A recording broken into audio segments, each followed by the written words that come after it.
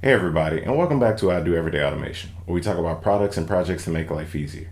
On today's episode, I want to do a 1 week review of my experience with the new Apple MacBook Pro M1 in the 13-inch variant.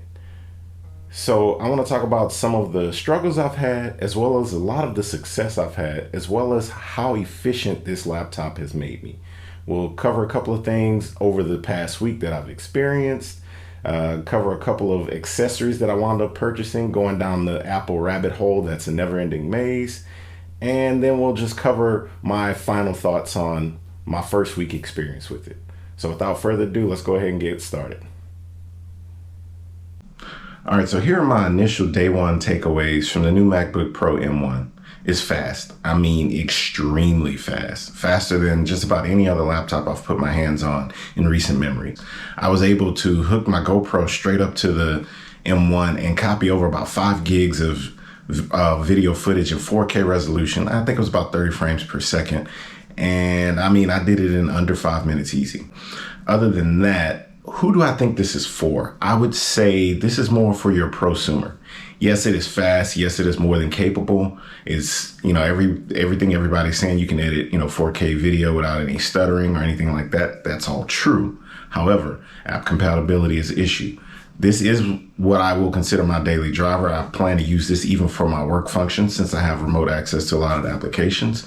But my case and mileage may differ from some of the other people who are looking to use it. So if you have something mission critical that you make money on and that's not available at this point, hold off. I would say, again, this is like their entry level laptops. And for what we would consider the Apple tax, it's a great value. I mean, simply a great value. We haven't seen anything in these price points from Apple where you get this much performance in a long time. Hey everybody, so we're back for day 2, and one of the first tasks I figured we would start with was transcoding our video from day 1, just to make sure all of the claims that everybody was making about videos transcoding faster was accurate. So we are using Final Cut Pro. We're using the trial edition just to see how the program responds and how I like it. I may wind up using Final Cut Pro permanently, but that's neither here nor there. On to what everybody's here to see. So I did figure out the issue that I was having with OBS yesterday, where it would not record the screen. So it was actually a privacy issue. And again, that's why I say this is for the prosumer, because you may have issues where it takes you a little time to tinker around and figure out. The average consumer may not be as inclined to do so. And then your pros may not have as much time to troubleshoot things like that. So we're going to go ahead and start with OBS, and we're also going to go ahead and get our video transcoding. I'm just going to check the settings, make sure all of those are right. Set to computer. So I'm going to go ahead and hit next. I'm going to hit save and start on our timer.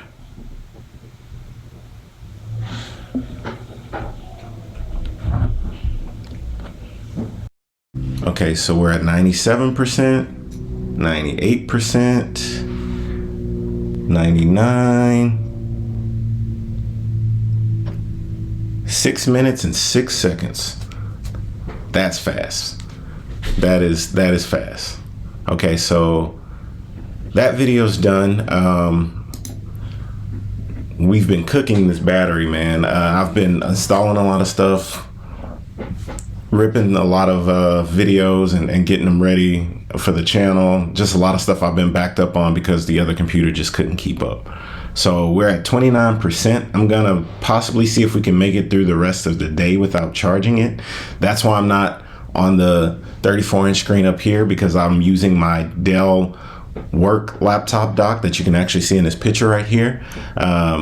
So that has the power supply built into it. So, I didn't want to cheat and plug it into that. So we're going to go ahead and see if we can make it the rest of the day just on the battery, maybe till about 3 or 4. Right now it's about almost 11:30. So we're about 24 or so hours in from owning the M1. And so far, battery's still ticking. I've been putting some time in on it. So like I said, we'll see. I also have a Type-C dongle coming in later today for travel that I could hook straight to the monitor. So we may try that if I get it in and add that to our day 2 synopsis.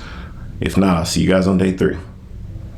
All right, so here we go. We're still on day 2 and we just got the low battery warning. Again, they said up to 20 hours on this, and I'm still quite impressed because up until a couple of hours ago when we started transcoding and uploading the video for day 1 and running OBS, literally at the same time we were running Final Cut Pro, you can see right here, battery was at about 80 or so percent, and then it started to drop and taper off.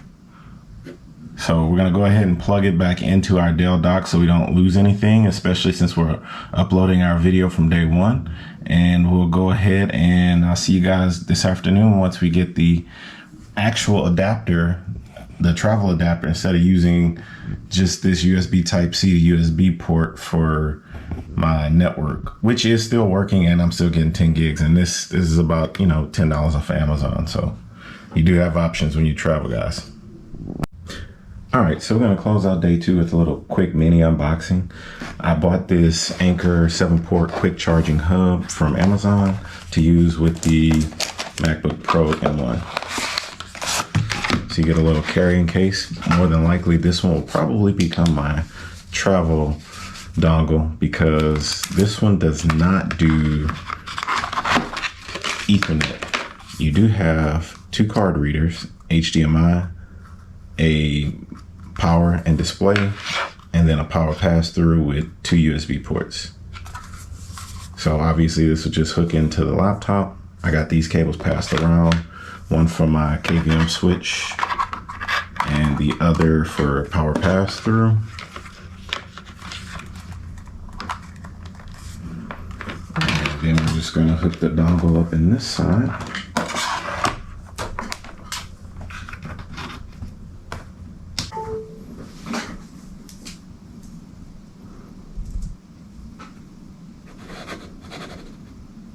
And there we go.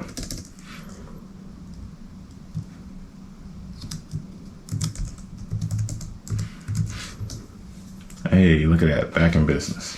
So like I said, really the only drawback to this is the fact that you do not have any type of Ethernet if you wanted that. Most people, you know, are fine with wireless. Here in the office, I would prefer to have Ethernet. So for now, I'm going to continue to use the Dell dock unless I can find a more suitable dongle. Like I said, I like the Anker one because I more so trust the brand. There's a bunch of knockoffs and stuff on the market, cheaper ones that you could get. Mileage may vary as usual, but I have a bunch of other Anker products and they haven't failed or failed me yet. So for now, that's why I would stick with a reputable brand at least. All right, so that concludes day 2. Tomorrow we will take a look at a couple other things. Okay, everybody, so here we are on day 3.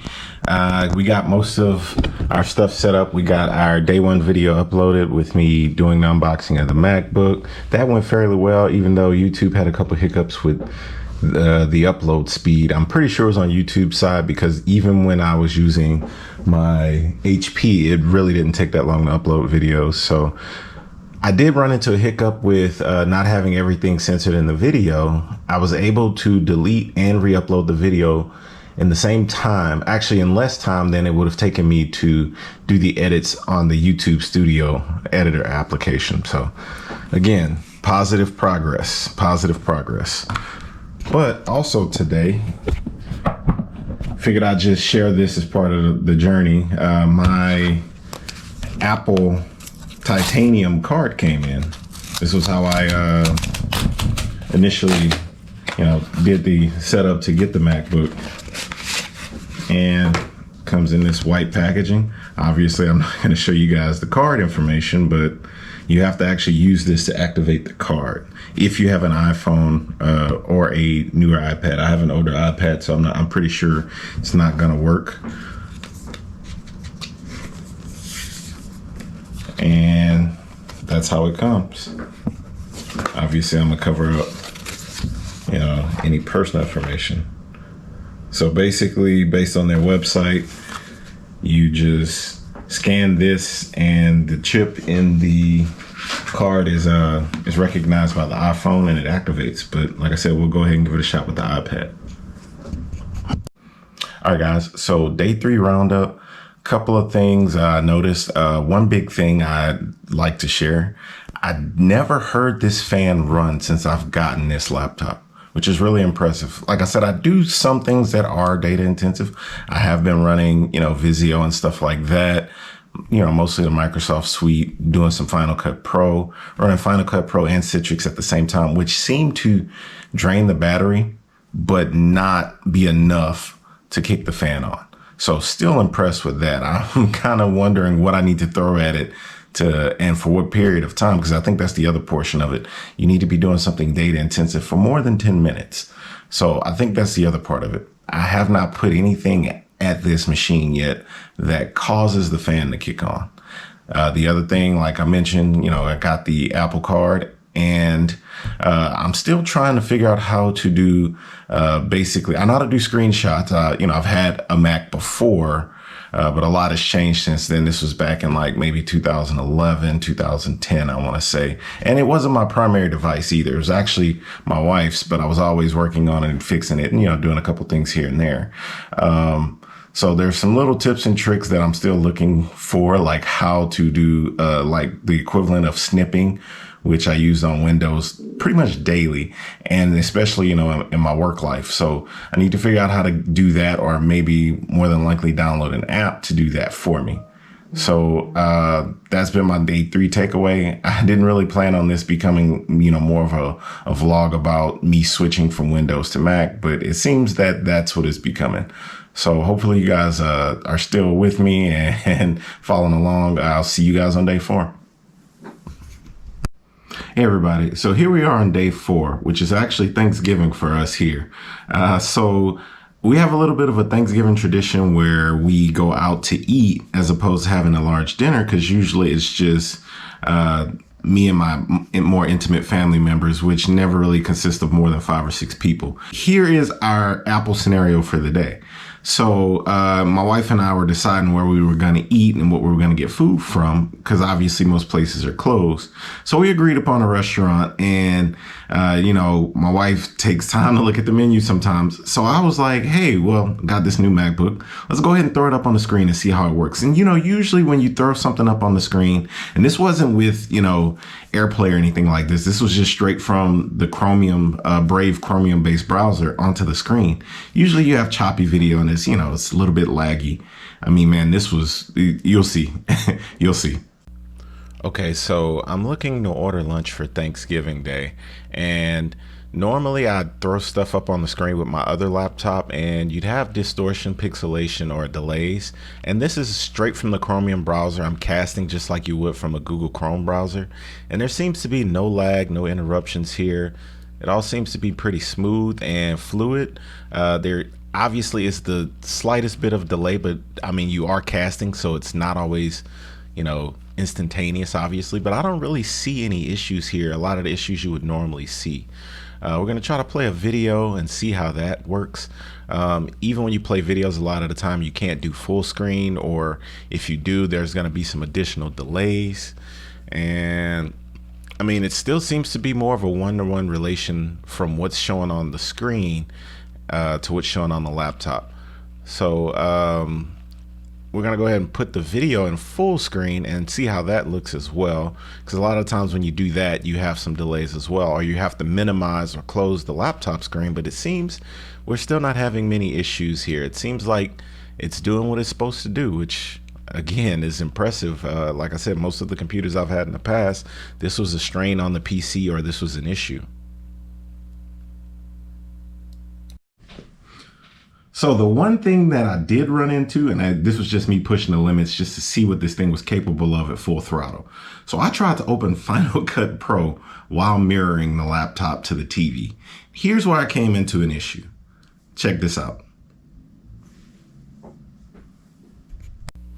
All right, so I did find one little hiccup here. As you can see, Final Cut Pro trial quit unexpectedly. That's because I was actually trying to cast and do Final Cut Pro at the same time. It's possible that there's a optimization issue here with the Chromium browser. Like I mentioned before, I prefer Chromium over using Safari. We may not have this issue with Safari, but it's not that big of a deal breaker for me to want to test it. It's just something that I notice, when I try to, like I mentioned before, break or make something not work, you kind of put it through its paces. So like I said, noticing this does give me, not to say a bit of pause, but actually something that I can point to that currently doesn't work. And like I said, it may just be because this isn't optimized for the M1 chip and we're using Rosetta 2 to, push the PC to its limits. Or it could just be, that you can't do both at the same time. But like I said, it's not a need. Hey guys, here we are on day 5, day after Thanksgiving. Most people are out catching the sales. Normally we just put up a big tree and that's it. This year my daughter wanted to put up some decorations outside. My cousin got her some inflatables last year, after all the Christmas sales were over. So I decided to get a Casa Wi-Fi smart plug to hook up the inflatables. That way we can put it through the assistants and through Samsung Smart Things and, see how it works. So you guys should have already seen that video. It should be on the channel already. This is just kind of the behind the scenes. So one of the things I did notice as it relates to the MacBook, I don't have Photoshop. I had it on my PC and I never really just decided to set up. I was kind of looking at some other options since we are moving into the Mac world just to see what's kind of out there. There are options, one of which is GIMP. It's kind of like the open source, if you will, version of like Project Libre, but for photos. And I used it in the past. I wasn't as impressed with it as I am now. Of course, as the years go by, the free versions do start to catch up feature wise. And for some of the stuff I do that isn't as sophisticated as somebody who primarily does Photoshop all day long, it may be something to look into, especially if you're, on a budget or you don't necessarily want to drop cash on Photoshop. I more so need it for that video specifically as it relates to this, to do some masking for my daughter's face. That was the agreement I made with my wife, that I can put her in the video as long as I mask her face. So I'm looking for something that will allow me to do, a snapshot or picture or something like that, as well as some clip art here and there. Okay, so if you're looking for some alternatives to Adobe Photoshop, I would definitely give GIMP 2.0 a look. Especially if you're like me and right now I'm looking for something free or with a free trial to kind of see what's out there in the Apple ecosystem, because, I may decide to switch from the current programs I use, including Premiere and Photoshop. GIMP 2.0 reminds me a lot of the older Adobe CS5. You have all the features you need here, but you may have to do some digging. It's a lot more rudimentary, I guess that would be the better word to say, than Creative Cloud, where you have things kind of handed there for you and all over the place. A runner up, or my number 2 option, would be Seashore. You have a lot of the same features. You have the feature ribbon at the top, but you don't really have a lot of the bigger features, and it's not as intuitive as Adobe CS5. GIMP's a little bit better, and you do have some tutorials online, so you can kind of rely on those if you get stuck. My runner-up, it's not really free, but there is a free trial for it. If you've never used it before, it is Pixelmator, which is now Pixelmator Pro. So they have a lot of the features you would get with Adobe Creative Cloud. The learning curve isn't as steep as the previous two. You can kind of pick it up and go. And this is optimized, in fact, for the Apple M1 chip. So you're going to get better performance. You're going to be able to do some of the more sophisticated things. There are plugins in the App Store as well that may help you, streamline or speed up your process. So that's also another option. Currently, right now, I think the price is somewhere between 30 and 50 bucks. Yeah. So it looks like it is $39.99, which is right between 30 and 50 bucks. So if you want to give this a try to see if it'll work for you, this is also another option. I'm actually probably going to play around with this and see if this could be my replacement for Adobe.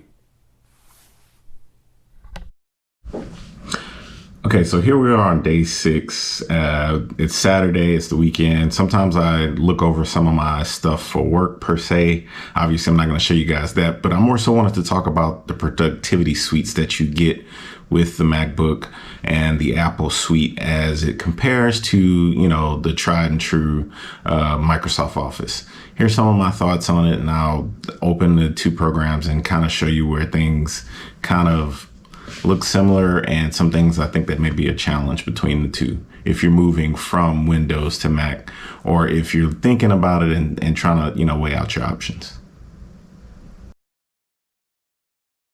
So I want to start off by saying if you're someone who's interested in switching between Microsoft to Apple and you're looking at their productivity suite, it's not really a clear winner or loser. It's more of a difference in philosophy.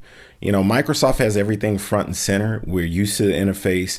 They've added layers over time, and those buttons kind of layer on top of each other. Whereas Apple, everything about them has always, from more so the beginning, been about being more clean and simple and easy for you to get to what you need to right now. Especially if you're someone, who hasn't used Microsoft's suite extensively, it's a lot easier to get into the Apple ecosystem. As you can see here in the Microsoft side, you have these different buttons here. The icons are a little bit smaller than the ones you see on Pages as opposed to Word. But the icons in Word we're more so familiar with. Whereas in Pages, you have, you have, for example, you can resize the page here. You have the different icons here that are a little bit larger, but they directly identify with text what they are. Whereas you don't always get that on the Microsoft side. And even on the side here, you see the ribbon with stuff that you would probably use more so often than not. You can change the font here. It's readily available. Again, going back to the icons up top, they're front and center, and it's usually stuff that you'll probably use on the regular basis.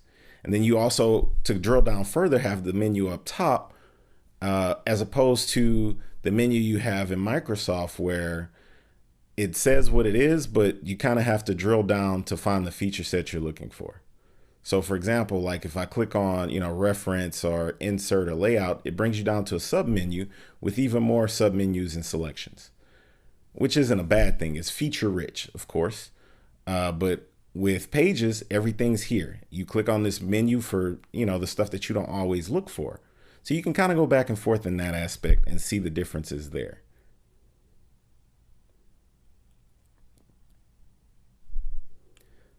I wouldn't say one is better than the other. It's more a matter of personal preference and what will you get used to, especially if you haven't already been using these programs. Next, we'll compare Excel to Numbers. And it's kind of the same thing, same pattern you saw with Pages and Word, where in the Microsoft suite, you have these sub menus, you have small icons. Some of them describe what they are, some of them don't. On the side with Pages, again, you have the ribbon that, the most used functions are front and center. This is more so, in my opinion, for the person who's not really, mission critical, especially when it comes to Excel documents and stuff like that, as opposed to what you get with Excel. You get the tried and true, king of the hill, so to speak. Next, we're going to compare Keynote and PowerPoint. Again, the same philosophy, simple and clean. Everything's where it needs to be versus somewhat cluttered and a little bit more complex if you're not used to using it. And the only comparison I can come up with for notes, for OneNote, is Notes. They kind of do the same thing in some ways, whereas OneNote is obviously a lot more integrated in the Microsoft suite. It's integrated with SharePoint. It's integrated with other applications such as that. So one of these is really not like the other, but they do have the ability to integrate with the other programs within their productivity suite. So I would say the Apple side is more for the creative, whereas the Microsoft side is more for the professional. Take from that what you will, but both of them will get the job done, in my opinion.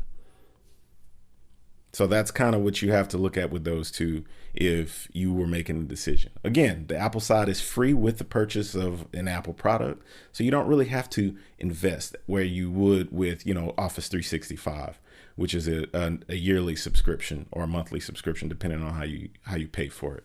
So those are your two productivity suite options comparing on the Mac, Microsoft and Apple.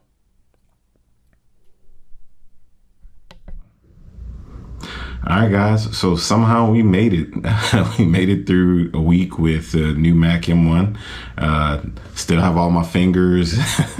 Didn't go to jail or anything. So that's a good sign. So I think if you're somebody who's deep in one ecosystem and moving to the other, kind of like I'm doing, like I said, I've had experience with Mac products in the past, mostly fixing, repairing, and looking into things for people, but never really as a daily driver. And it was eye-opening, it was informative. I do see why people like and prefer Mac products, especially when it pertains to Mac products, not necessarily, the entire ecosystem.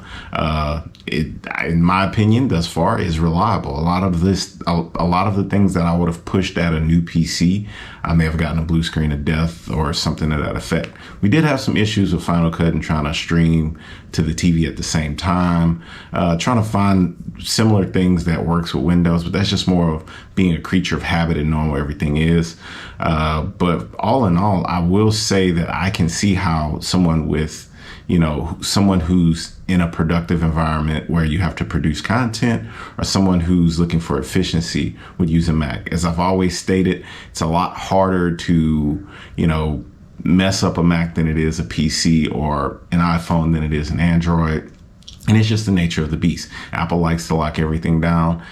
Some think it's mostly for control, which in a lot of ways it is, but it is also for people's benefit. And like I said, if you need something to work, I would say you can trust, an Apple product from that standpoint. There are some caveats and things that, they don't get everything right. I'm not saying, I'm a convert or anything like that, but I would say that I am impressed with, how far they've come with, especially with this M1 chip, as I said on day one, and that's kind of what I knew from day one. It is impressive.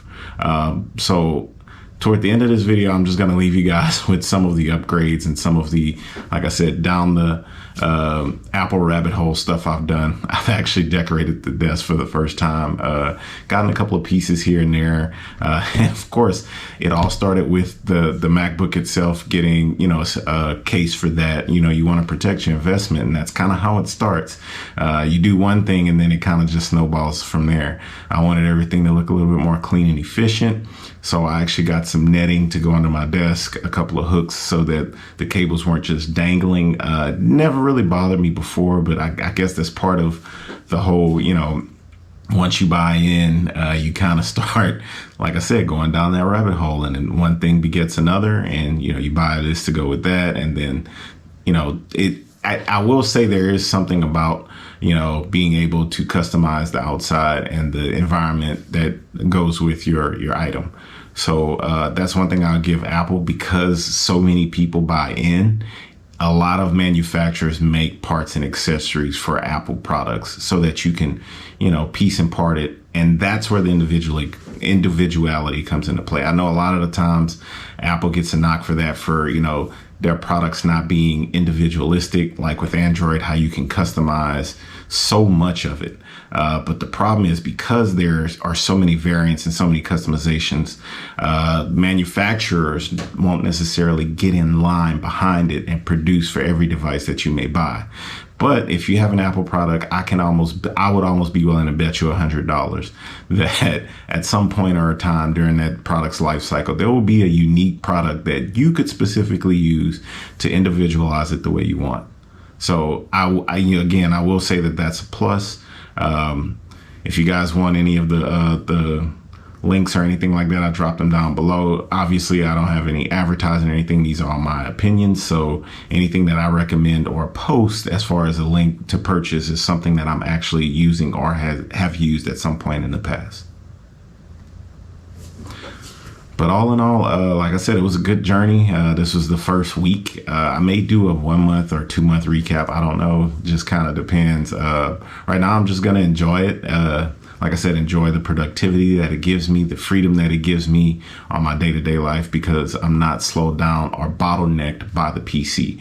And it's rare that you have a machine that, I won't say it's bottlenecked, but it's not the hard drive and the processor aren't the limiting factors of what you can do, which has been that way for some time for me. But now, now I may have to upgrade my internet due to, upload issues with YouTube and stuff like that. So we'll see. Again, if I do anything like that, we'll see a video here on the channel. All right, guys, that's going to do it for this video. Hopefully you guys liked it. If you did, make sure you like and subscribe and click the bell so you get notifications anytime I do new videos. And like I said, if you guys are interested in seeing my thoughts further, I may continue the series, but otherwise we may stop it here. Hopefully you guys did learn something from my experience, and it may help with you making your decision if you're considering the new Apple MacBook M1 Pro.